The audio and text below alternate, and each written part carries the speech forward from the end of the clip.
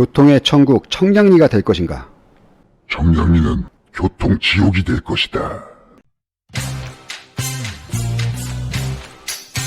안녕하세요. 부동산 공부 컨텐츠 네 번째 시간으로 천지 개벽 중인 청량리역 스카이라인 아파트의 입주를 앞두고 있는 상황인데요.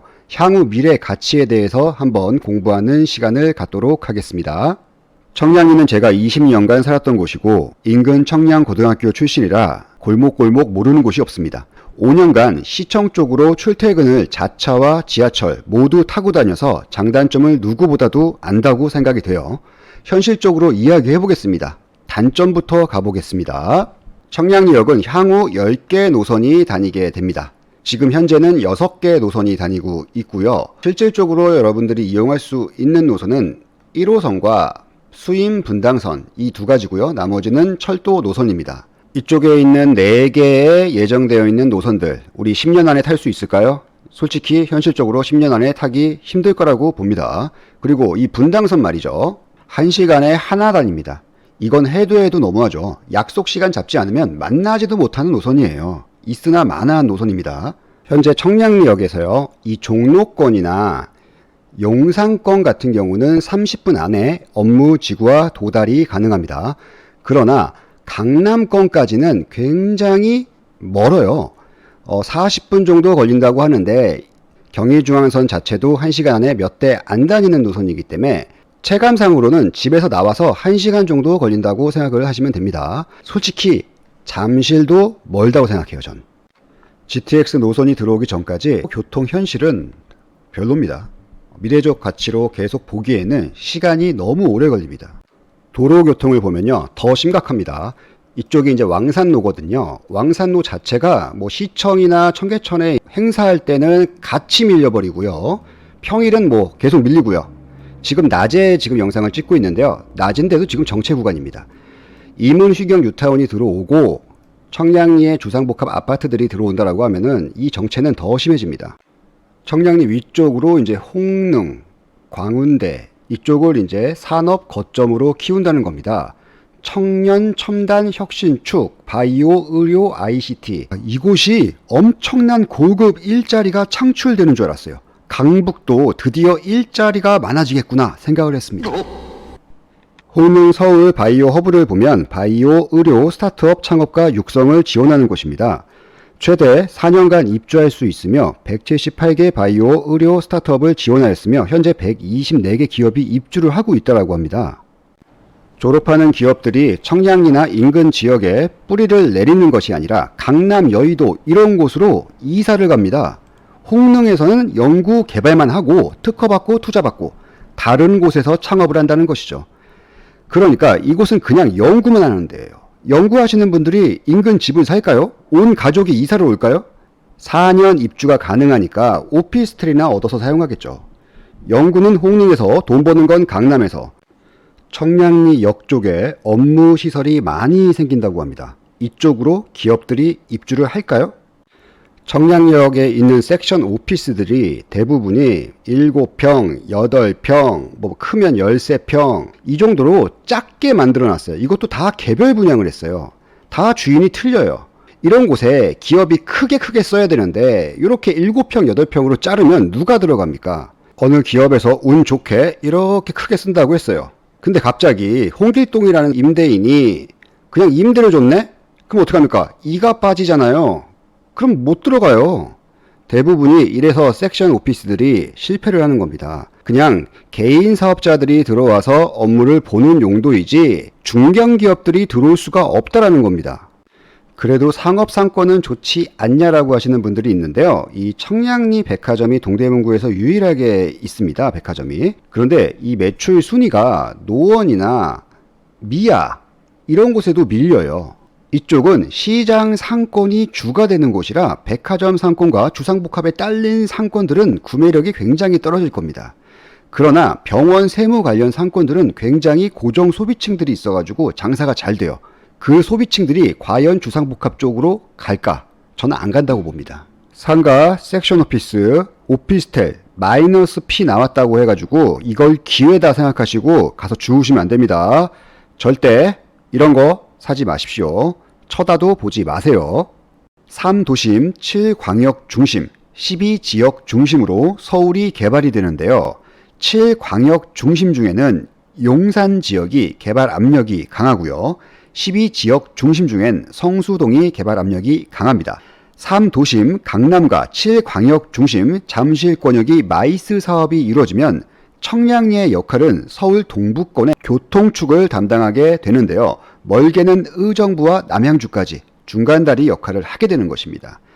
현재 동대문구의 입주 물량을 보면요. 적정 수요보다는 올라가 있습니다.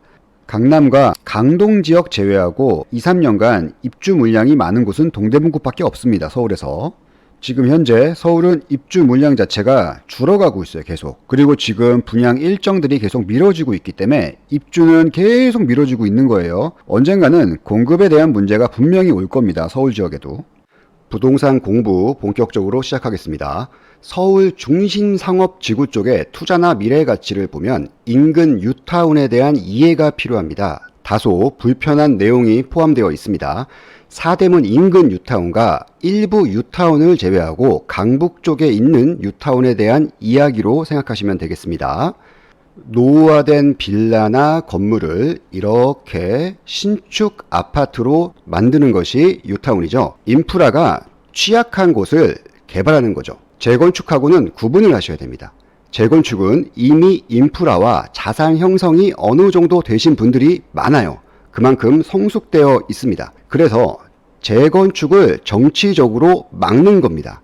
그곳이 재건축이 일어나면 폭등을 하니까요. 그런데 뉴타운은 적극 개발하겠다고 하죠. 이상하죠? 뉴타운이 개발이 되면요. 기존 조합원이 있을 거고요. 투자자가 있을 겁니다. 그리고 임대주택 비율이 있기 때문에 임대주택에 거주하시는 분들이 있을 겁니다. 그리고 분양받으신 분들이 있죠. 일반 분양, 청약자 이렇게 네 종류의 분들이 생기게 됩니다. 이분들은 아파트 상승으로 인해서 자산은 늘어났는데 소득이 그대로예요. 폭등론자 논리를 보면 이렇게 신축이 되었으니까 아파트가 15억, 20억, 25억 간다 이렇게 논리를 피는데요. 이성적으로 판단해가지고 이 가격이면 전세금이 얼마입니까? 8억에서 10억 정도 들어가야죠. 직주 근접하고 교통만으로 세입자가 이 정도 금액을 내고 들어올까요? 15억, 20억 실거래가가 계속 찍힌다고 생각을 한번 해보자고요. 그러면 이분들 중산층 아닙니까? 솔직하게. 중산층 분들이 이쪽으로 이 정도 금액을 태워가지고 들어올 가치가 있을까요? 이 정도 금액이면 기존 인프라가 좋은 기존 재건축 쪽으로 방향을 틀게 됩니다. 정말 죄송한 이야기인데요. 폭등론자 놀리면 이분들 다 이사 나가야 돼요. 그리고 중산층만 들어와야 돼요. 그만큼 성숙되는 시간이 필요하다는 겁니다. 단기적 상승은 신축발로 끝난 거예요. 뉴타운에 뉴자 빠지면 그냥 타운에 불과합니다. 직주 근접이 편리한 타운. 그럼 뉴타운 지역은 투자하면 안 되냐? 아니죠. 투자해야죠. 투자 시기가 굉장히 중요하고 시장 상황을 잘 봐야 되는데요. 지하철 인근은 초반에 분쟁과 반대가 심해서 대부분 역에서 먼 뉴타운 지역이 개발이 됩니다. 힘겹게 착공과 준공이 되면 신축에 대한 갈망이 있던 곳이라 가격 상승폭이 굉장히 높아지게 됩니다. 그 옆에 있는 부지들 같은 경우도 개발 압력을 받게 됩니다. 압력을 받아서 하나 더 생겼습니다. 그러니까 다 같이 올라가요. 이 동네가 정말 좋아지는구나 생각이 드는 거죠. 이렇게 또 생겼어요. 어떨까요? 이때도 같이 올라갑니다. 이미 기축 아파트의 상승폭이 커서 역세권 아파트에 대한 기대감이 커지게 되는데요. 개인적으로는 이 시기가 기축 아파트들은 갈아타야 되는 시기로 봐요. 대장 아파트가 착공을 하는 모습을 딱 보고 털고 갈아타야 됩니다. 다른 지역으로. 갈아타는 시기를 놓쳐서 대장 아파트가 이렇게 들어왔습니다. 대장 아파트는 역세권의 신축이기 때문에 가격 유지가 어느 정도 됩니다. 잘못된 판단으로 기축 아파트에서 이렇게 대장으로 갈아타시는 분들이 있는데 이미 기대 에너지를 다 썼어요. 폭발적인 상승이 이루어질 수 없는 상황입니다. 대장 아파트가 기축 아파트를 끌어주고 당겨줘야 하는데 힘이 금방 빠지게 됩니다. 신축도 만족했고요. 직주 근접도 우리 동네 일자리는 없지만 가까운 업무지구로 지하철로 이동이 가능하고요. 근데 왜 상승폭이 계속적으로 오르지 못할까? 결국 중산층이 들어오려면 학군입니다. 학군이 받쳐주지 않으면 중산층 이상 분들이 들어올 이유가 없습니다. 뉴타운에서 신축 살다가 이렇게 학군지에 있는 구축으로 이사를 못 갑니다.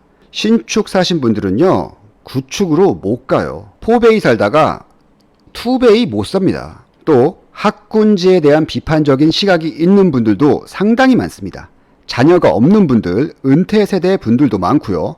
그런 분들은 소득과 자산이 늘어나면 자기 개발과 편의시설이 많은 중심상업 지구 쪽으로 이동할 수밖에 없습니다. 그래서 인근에 뉴타운이나 공공재개발이나 재건축이 많은 중심상업지구 쪽으로 투자를 약간 무리하시더라도 옮겨가시는 게 좋습니다. 아까 설명을 드렸지만 뉴타운 초기라고 하면은 뉴타운 쪽에 투자를 하는 것이 수익성 면에서 굉장히 좋고요. 뉴타운이 모두 들어가 있다 이렇게 생각을 하면요. 중심상업지구 중심으로 재건축 라인 쪽으로 이렇게 투자를 하는 것이 안전하다고 할 수가 있겠습니다. 청량리역 인근 앞으로 개발이 될 곳입니다.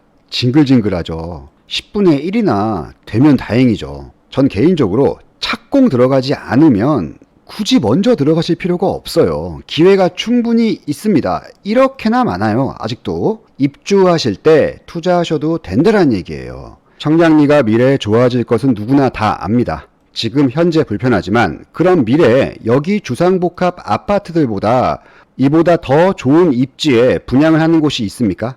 없죠. 입지로는 이쪽이 최고잖아요. 청량리역이 옮겨가는 게 아니잖아요. 그럼 입주장 때 눈 감고 사는 겁니다. 이때 아니면 기회가 없습니다. 부동산은 결국 시간 지나면 입지입니다. 오늘도 고생 많으셨습니다. 감사합니다.